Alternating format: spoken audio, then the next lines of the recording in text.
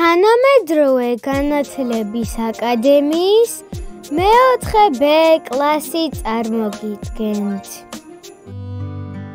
როგორ შეხვდა პეცონი შობას? უკვე მე რამდენი დღე იყო. მოხუც პეცონს მაღაზიაში წასვლა უნდოდა, მაგრამ ისე ყინავდა, რომ ცხვირსაც ვერ ყოფდა გარეთ. შობის წინა დღე იდგა და სახლში მალე სულ ლულუკმაპუროდ დარჩებოდნენ. დღესვე უნდა მოესწროს სადღესასწაულო სუფრისთვის საჭმლის ყიდვა, ნაძვის მოჭრა, ჯანჯაფილიანი კვერების გამოცხობა და კიდევ უამრავი რამ, რაც საშობაო ჩვევიან ხოლმე. კატა ფინდუს ამასობაში ნაძვის ხისად გამიმოეძებნა. იდგა ზღურბზე, ცხვირი ლამის კარზე მიებჯინა და ელოდა მოხუცი როდის გაუღებდა. პეცონ, შეძახა ბოლოს, რაღაც უცდი, წავიდეთ და მოუჭრათ ნაძვი. რამდენიმე კვირით ადრე ტყეში გაისეინეს და ერთი ლამაზი პატარა ნაძვი შეიგულეს, თუმცა ის ადგილი სახლიდან კარგა შორს იყო. ეგ საქმე სხვა დროს ვქნათ, ურჩია პეცონმა, ჯერ მაღაზიაში წავიდეთ და საშობაოდ საჭმელი ვიყიდოთ, თორემ შივრები დავრჩებით, მანამდე კი ცოტა თოვლი უნდა გადავწმინდო. გარეთ გავიდნენ და პეცონმა საქათმესთან, საკუჭნაოსთან, ფეხსალაკთან და შეშის ფარდულთან მისასვლელი დათოვლილი ბილიკები გაკვალა. გონი ცოტა ნაძვის ტოტებიც უნდა მოუზიდოთ და კიბეზე დავაფინოთ. თავი მოიქექა ბერიკაცმა. წამომყვები ფინდუს? აბა რას ვიზამ? შეძახა კატამ, რომელიც უკვე შეშის ფარდულთან ისგა, სადაც ნაჯახს და მარხილს ინახავდნენ. საკუჭნაოს უკან რომ თოვლიანი გორაკია, პეცონი იმას აუყვა. კატაც კუჩი მისცევდა. პეცონი აქ-აიქ ნაძვის ტოტებს ჭირა და მარხილზე აწყობდა. როცა მარხილი გაავსო, გორაკს ფრთხილად ჩამოუყვა, მაგრამ უცებ ქვას წამოჰკრა ფეხი და წაბორძიგდა. გამოქანებული მარხილი პირდაპირ მუხლებში შეუვარდა. თავი ვეღარ შეიკავა და ზედ ნაძვის ტოტების გროვაზე დაემხო. მარხილი მთელი სისწრაფით შეასწდა ქვის გალავანს და ამობრუნდა. კატამ დიდი ამბით დაჭრილა. მიაუ, მიდი ერთხელაც რა, მაგრამ მოხუცულაც არ ახალისებდა, რაც მოხდა. თან ილანძღებოდა და თან წუწუნებდა ბერიკაცი. დაბნეულმა კატამ აღარ იცოდა რა ექნა. სხვა რომ ვერაფერი მოიფიქრა, აი რა უთხრა. შობის წინა დღეს ლანძღვა წუწუნი არ შეიძლება. ვაი, ეს რა ჯანდაბა, მგონი მაგრად კი დავშავდი, ფეხზე ვეღარ ვდგები. პეცონი ძლივს მილასლას და შინ, სკამზე ჩამოჯდა და ფეხი მოისინჯა. ჯანდაბა, ისე ამოიოხრა ლამის გული ამოაყოლა მოხუცმა. იმედია სანამ მაღაზია დაკეტილა გამივლის და საშობაოდ საჭმლის ყიდვას მოვასებთ. არა და რამდენი საქმე გვაქვს, ნაძვია მოსაჭრელი, სამზარეულოს იატაკია მოსახერხი. მაგას მე ვიზამ. შეშძახა კატამ და თვალის დახამხამებაში მოაცომსულა სათლი და ჯაგრისი. მოდი არ გინდა, შეყოყმანდა მოხუცი. ანდა კარგი, ამჯერად გაძლევ ნებას, მაგრამ იცოდე წესიერად მოამშრალებ აქაურობას. აბა რას ვიზამ? დაამშვიდა კატამ. სადაა წყალი? პეცონმა სათლში ქურაზე შემოდგმული ქვაბი და ცხელი წყალი ჩაუსხა და ერთი პატარა ნაჭერი საპონით ჩაუგდო. დამაცა გაგეცალო. ბერიკაცი ის იყო სამზარეულოს ძველ ტახტზე შეხტა და ორივე ფეხი ასია, რომ მთელი იატაკი წყალმა წალეკა. ფინდუს სათლი მოეპირქვავებინა. ჯაგრისზე სერფინგის დაფასავით შემდგარიყო და სამზარეულოში დასრიალებდა. უნდა ითქვას, რომ ჯაგრისით სერფინგის დიდოსტატი ბრძანდებოდა. ხან ცალი ფეხით და ხან წინა თათებით დაქროდა, ხანაც სკამის ფეხებშუა გასხტებოდა, თან ისე სწრაფად, რომ ტალღები სამზარეულოს კარამდე აღწევდა. 5 წუთში ყველაფერს მორჩა. დავამცხოვრე, ამოიხნეშა და სკამზე მიასვენა.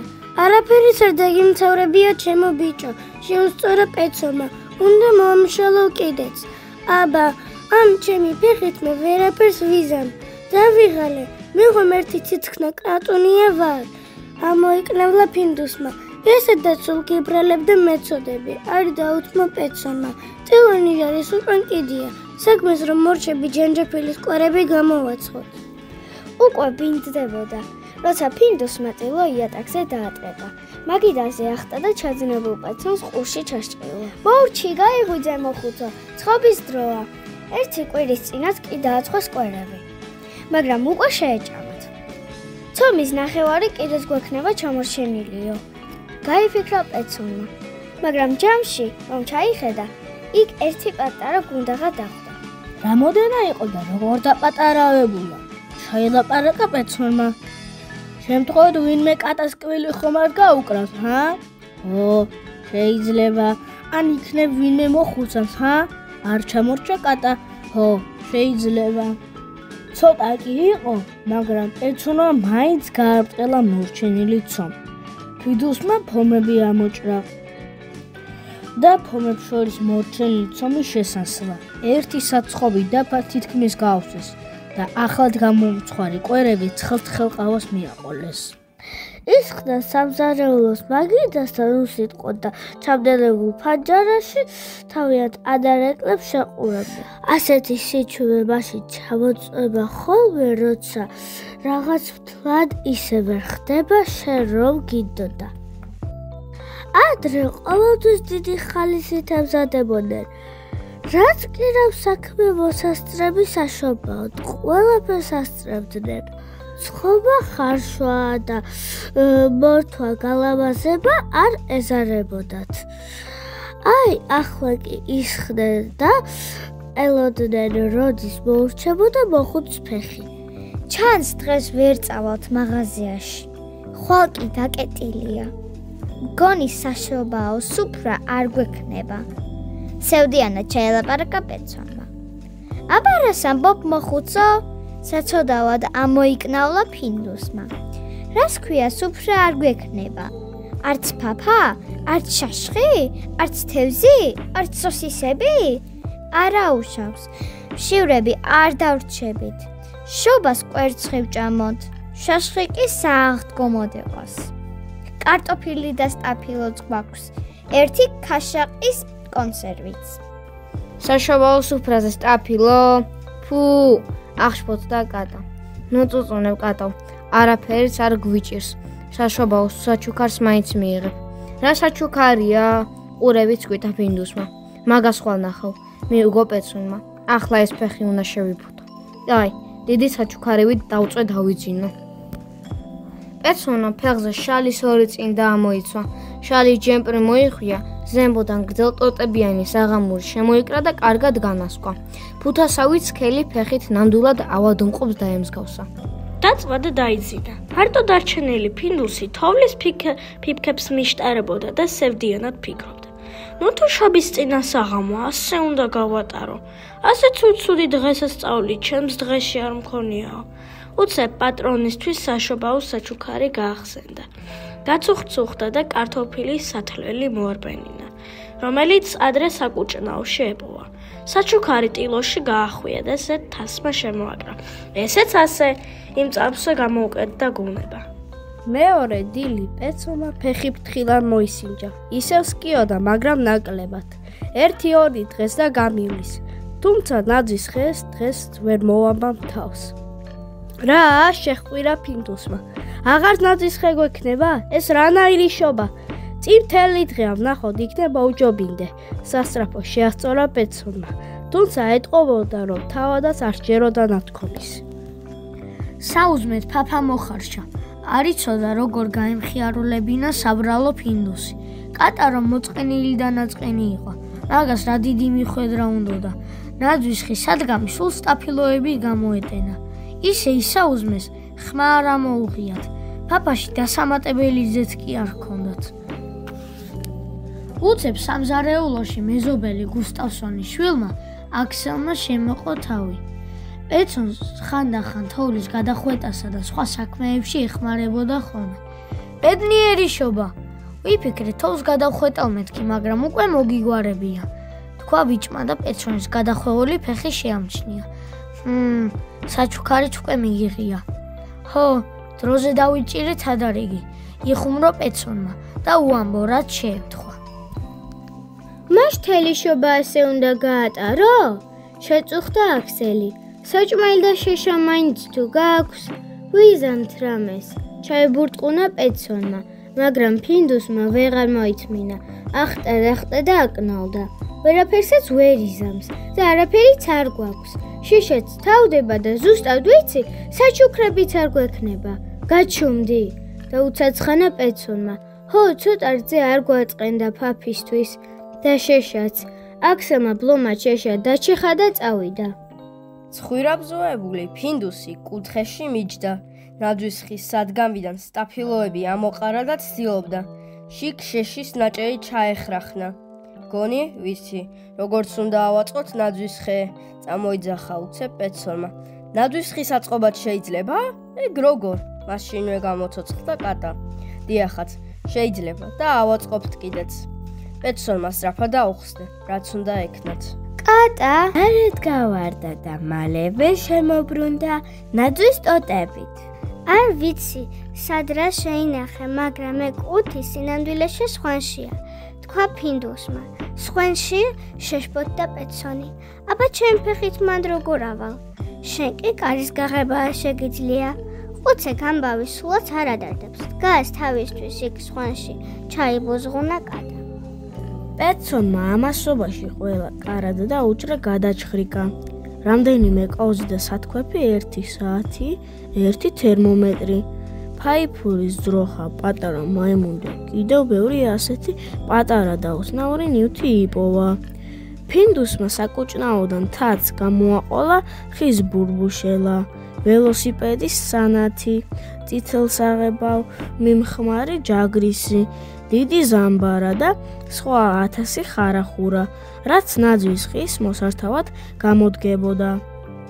მერე პეტსონი კარგა ხანს იჯდა სამზარეულოს ძველ ტახტზე და იმ ნივთებს წითელ ლენტებს აბამდა. ჭრელაჭრულა ჟურნალებიდან ლამაზი სურათებით ამოჭრა, ბოლოს მავთული დაგრიხა და შიგ სანთლები ჩაამაგრა. როგორც კი მოხუცი რაიმე მოსართავს დაამზადებდა, კატა მაშინვე თაც დაავლებდა და ნაძვის ხეზე კიდებდა. ამასობაში სამზარეულოში ისევ აქსელმა შემოყო თავი, რძე მოეტანა. უკან გუსტავსონის ცოლი ელსა მოჰყვებოდა დიდი კალათი ხელში. შობას გილოცავ პეტსონი ესალმა ელსა. აქსელმა მითხრა, რომ საჭმელი არ გქონდა და ცოტა მოგიტანე. ფეხი როგორ გააქვს? არა უშავს, მომირჩება, რატომ შეწუხდით? რა საჭირო იყო, რა კეცილი ბრძანდებით. კი დაირწყვინა პეტსონმა, მაგრამ კალაცა მაინც ჩამოართვა და მეზობლების სუფრასთან მიიპატიჟა. ყავაზე დამეწვიეთ. შობას კი არ ეკადრება ცარიელი ყავა, მაგრამ სხვა არაფერი მაქვს და როგორ არ გვაქვს, აი შეხედე.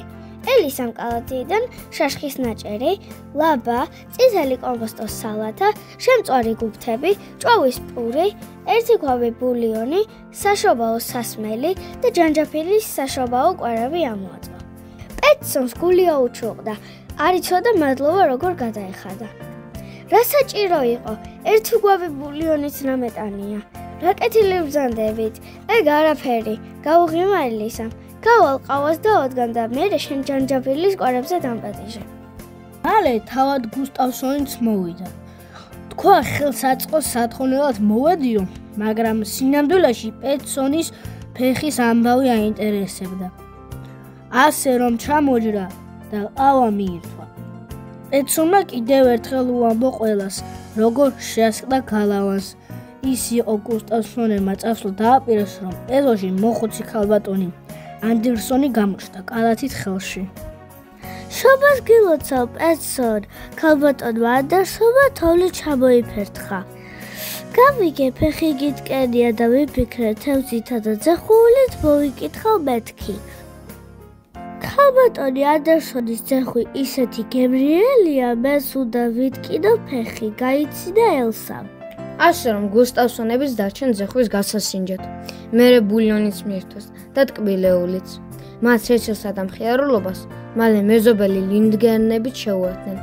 ანდერსონებისგან გაეგოთ პეტსონის ფეხის ამბავი და ეფიქროთ, მოდი ცოტა ნუგბარი მივართვათო. გულაჩუყებულმა პეტსონმა ისევ 1000 მადლობა გადაიხადა. საჩუქარი მიიღო და ყავასა და ნამჩხებზე მიეწვია სტუმრები. ლამის თვალის დახამხამებაში მოვიდნენ მეზობელი იონსონები და ცუტაგვიან ნილსონების ბიჭი. ყველას თითო კალათა მოჰქონდა, რადგან ყველას გაეგო პეტსონს ფეხი უტკენია. ვერსად მიდის და სახლში მშიერი იყინებაო. ამდენი ადამიანი და ასეთი მხიარულები პეტსონის სამზარეულოში მას შემდეგ არ ყოფილა, რაც 60 წლის გახდა. ეს კი კარგად დიდი ხნის წინ იყო. ფინდუსისთვის რომ გეკითხათ, მოხუცები ბევრს ლაქლაქებენ და ცოტას თამაშობენ. კატა ყირაზე გადადიოდა, რომ ვინმეს ყურადღება მიექცია. ხოდა ბავშვები დაინახა თუ არა, მაშვენა ნაძვის ხისკენ გაუცხო. ყველა სათამაშო დაბლა ეკიდა, იმ სიმაღლეს სადამდეც კატა წვდებოდა. ბავშვებმა კი წვეროსკენაც გადაანაწილეს და როცა მორთვა დაასრულეს, ორიგინალური ნაძვის ხის შესაფასებლად უფროსებს უხმეს. უფროსებმა სულ რა ლამაზია იძახეს და ფინდუსი შეაქეს. რა ყოჩაღი კატა ყოფილხარო? მეზობლებს პეტსონიც ეთანხმებოდა და ფინდუსიც. ბოლოს მეზობლები თავ-თავიანთ სახლებში დაბრუნდნენ. პეტსონი ფანჯრიდა გაჰყურებდა მიმავალ სულს და აყურებდა. თანდათან როგორც წყდებოდა თოვლის ხრაშა ხუში, როცა ყველა წავიდა, დიდი სიჩუმე ჩამოწვა და ცოტა ხანში ყველაფერი ისეთივე გახდა, როგორიც ადრე იყო, ოღონდ უკეთესი. იმ ღამეს პეტსონმა და ფინდუსმა ბავშვების ნაჩუქარი ხელნაკეთის ანთლები აანთეს და მორთმეული ხორაგით დიდებული საშობაო სუფრა გაშალეს. მერე მისაღებ ოთახში გადაინაცვლეს, ნაძვის ხი აანთეს, ერთმანეთს საჩუქრები გადასცეს. ფინდუსი იო ერგო, პეტსონს კარტოფილის ათლელი. რადიოში საშობაო სიმღერები ისმოდა, ღუმელში ცეცხლი გიზგიზებდა, მთელ ოთახში საშობაო სანთლები ლიცლიცებდა. პეტსონი ბედნიერი იყო. რა გადასარევიშობა გამოვიდა არა ფინდუს? ძალიან კეთილი მეზობლები გყავს. ფინდუს არ უპასუხია, ეძინა, მაგრამ დანამდვილებით გეტყვით, რომ ისიც ბედნიერი იყო. ძილში იღიმოდა.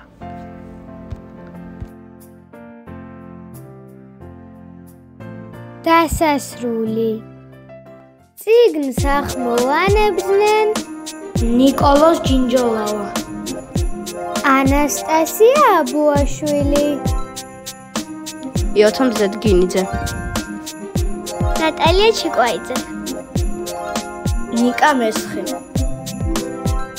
ილე მახარაძე, ნიკოლა შველიძე, მაკა მესხი, ნიკოლი გოგობერიშვილი, სანდრო კაკალაძე, ნიცა უჯვაჯურიძე, კოსტა თოფურიძე, ნინა წეველიძე, ბუჩან ღებრიშვილი, ელენე წერეთელი, მასწავლებელი მანანა მაისურაძე, ასისტენტი ელენე წერეთელი.